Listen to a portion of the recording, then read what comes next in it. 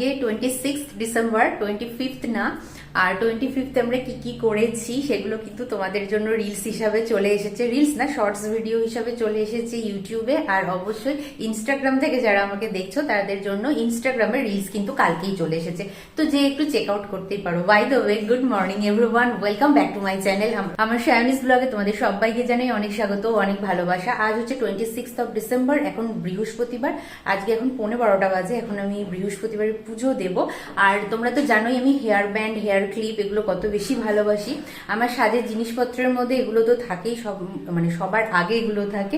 তার সঙ্গে লিপস্টিক, কাজল তো আছে। এই চারটে জিনিস ছাড়া আমার মনে হয় আমাকে নিজেকে অসম্পূর্ণ লাগে। তো সেই জন্যই দেখো এই হেয়ার ব্যান্ডটা আমি কিনেছিলাম কালকে প্রপস হিসাবে। তো আজকে ভাবলাম একটু পরে নিয়ে ভালোই লাগবে দেখতে। কেমন লাগছে অবশ্যই জানিও। চলো বাই দ্য ওয়ে, চলো এখন আমরা ব্লগটা শুরু করি। আই হোপ আজকের ব্লগটা তোমাদের খুব খুব খুব ভালো লাগবে, তাই না স্কিপ করে দেখার একটা অনুরোধ থাকলো। আজ আমি আমার জীবনের আবারও একটি অধ্যায়ের গল্প তোমাদের সঙ্গে শেয়ার করছি। আজ থেকে ঠিক 17 বছর আগে আমাদের একটা নতুন যাত্রা শুরু হয়, যেখানে আমাদের মাথার ছাদ থেকে পায়ের তলার মাটি সবই সরে যায় এক নিমিষে। শেষ হয়ে যায় একটা সাজানো গোছানো সংসার। না, দোষ যারই থাকুক, দোষ কিন্তু শুধুমাত্র আমাদের সমাজে মেয়েদেরই ধরা হয়। হ্যাঁ, আমাদের সংসারও সেখান থেকে ব্যতিক্রম ছিল না। যখন আমাদের সংসারটা ভাঙলো, তখন সবার আগে আমার মায়ের উপরেই দোষটা পড়ল। আমার মা লক্ষ্মীমন্ত এই কথাটা সকলেই জানতো, তবুও আত্মীয় স্বজন থেকে পাড়া প্রতিবেশী, বন্ধুবান্ধব থেকে চেনা জানা সকলেই কিন্তু আমার মাকে অলক্ষ্মী এই তকমাটা দিয়েছিল। জানো তো, আমার মাকে আমি যতদূর জানি সে ছিল একটা সহজ সরল মেয়ে। আর আমি যতদূর জানি, জ্ঞানত বা অজ্ঞানত অবস্থা কোনো কিছুতেই মা কিন্তু অন্য কারোর ক্ষতি চায়ওনি বা অন্য কারোর কোনো ক্ষতি করেওনি। কিন্তু তারপরেও মাকে এই সমস্ত কথাগুলো কিন্তু দিনের পর দিন শুনতে হয়েছে। এই কথাগুলো আজকে তোমাদের সঙ্গে শেয়ার করছি। আমার একটাই উদ্দেশ্য, যে তোমাদের সাথে যেন এই ধরনের ঘটনা কোনো দিন না ঘটে। আর যদি কোনো সময় ঘটতে দেখো, সাথে সাথে যেন তোমরা তার প্রতিবাদ করতে পারো। অনেকের অনেক রকম লাঞ্ছনা গঞ্জনা সহ্য করে কিন্তু আমরা আমাদের লড়াইটা চালিয়ে গেছি, আর আজও চালিয়ে যাচ্ছি।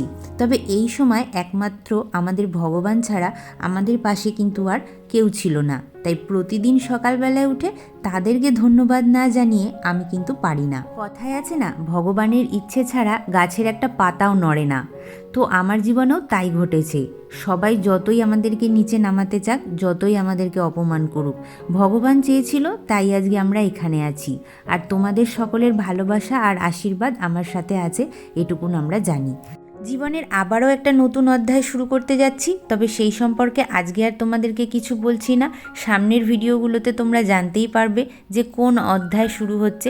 তোমাদের কাছ থেকে শুধু একটু ভালোবাসা আর আশীর্বাদ চাই, সেটুকুন করো তোমরা আমাকে, যেন আমরা আরও উন্নতির শিখরে পৌঁছাতে পারি এবং সবাইকে সঙ্গে নিয়ে চলতে পারি। সো ঘড়িতে বেজে গেছে 2:30, আমার পুজো হয়ে গেছে। তোমাদেরকে একটা কথা বলা হয়নি, মায়ের 23 তারিখ রাত্রির থেকে আবারও একবার দাঁতের প্রচন্ড ব্যথা হচ্ছে। 1 বছর আগে যারা ভিডিও দেখেছো তারা জানো যে মায়ের দাঁত নিয়ে এর আগের বছরও খুব ভুগেছিল। তো আজকে আবারও একবার ডক্টরের কাছে অ্যাপয়েন্টমেন্ট করা হয়েছে। তো আমরা ডক্টরের কাছে যাব, 5টার সময় মায়ের অ্যাপয়েন্টমেন্ট আছে। আর কালকে থেকে ভাইয়েরও শরীরটা ভীষণ খারাপ। কালকে ভাইয়ের মিও আমরে থেকে একটা কেক আনা হয়েছিল, সেই কেকটা খেয়ে ভীষণভাবে ফুড পয়জন মতন হয়েছিল, যার জন্য বমি হয়েছে 2-3 বার। আজকে সকালেও একবার হয়েছে। তো যাই হোক, মানে মা আর ভাই যেত, কিন্তু যেহেতু ভাইয়ের শরীরটা একটু খারাপ, তো তার জন্য আমি, মা আর ভাই 3জনই যাব। মাকে ডক্টর দেখাবো আর আমাদেরকেই ডক্টর দেখানো হবে। আর ভাইয়েরটা যদি এখানে এসে কোনো ডক্টর পাই, যদি আরো মানে শরীরটা যদি এখন ঠিক হয়ে যায়, তাহলে আর ডক্টর দেখানোর কোনো ব্যাপার থাকবে না ভাইকে। আর যদি ডিটোরেট করে তাহলে আবার দেখাতে হবে। যাই হোক, তাই হচ্ছে। এখন 2:30 বাজে, এখন আগে খেয়ে নেবো, তারপরে সব কিছু রেডি টেডি হয়ে আবার তোমাদের সঙ্গে দেখা করছি।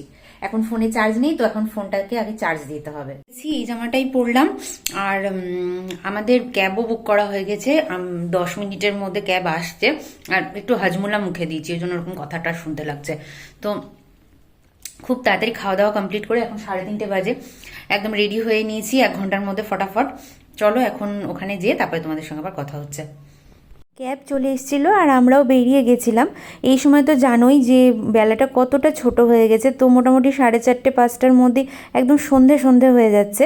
আর কোন ক্লিনিকে মাকে নিয়ে যাওয়া হচ্ছে আর কোন ডক্টরের আন্ডারে মা আছে সেটা আমি তোমাদেরকে বলছি না, কেন কি এটা পারমিশন না থাকলে আসলেই বলা যায় না, ডিসক্লোজ করা যায় না। তো যদি তোমরা জানতে চাও কেউ আমাকে বলো, তাহলে আমি উইথ পারমিশন তোমাদের কাছে এই নামটা ডিসক্লোজ করব। সো আমরা ডক্টরের চেম্বার থেকে বেরিয়ে গেছি, মায়ের ডাক্তার এখন হয়ে গেছে।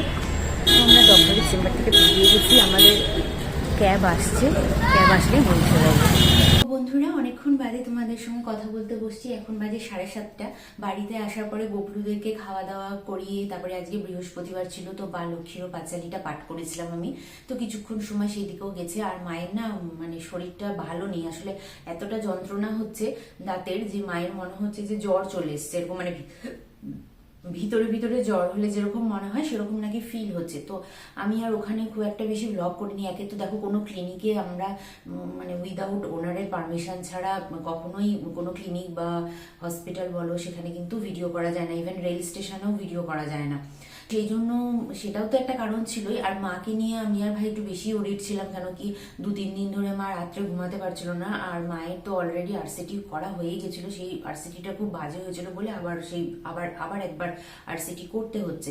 তো সেই জন্য মাকে নিয়েও একটু ওরিড ছিলাম বলে আমি সেখানে আর কোনো ভিডিও করিনি। ওই যাওয়ার সময় টুকুন দেখেছি আর আসার সময় তোমাদেরকে জাস্ট একবার বলেছি যে মায়ের দেখানো হয়ে গেছে। তো এমনিতে ডক্টর যেটা বলেছেন যে তাতে এমনি কোনো অসুবিধা কিছু নেই, একটা আরসিটি আবার করানো হয়েছে, সেটার মানে আরেকটা ডেট পড়বে, সেই ডেটে যেয়ে মাকে ক্রাউনটা লাগিয়ে আসতে হবে, ব্যাস এইটুকুনি।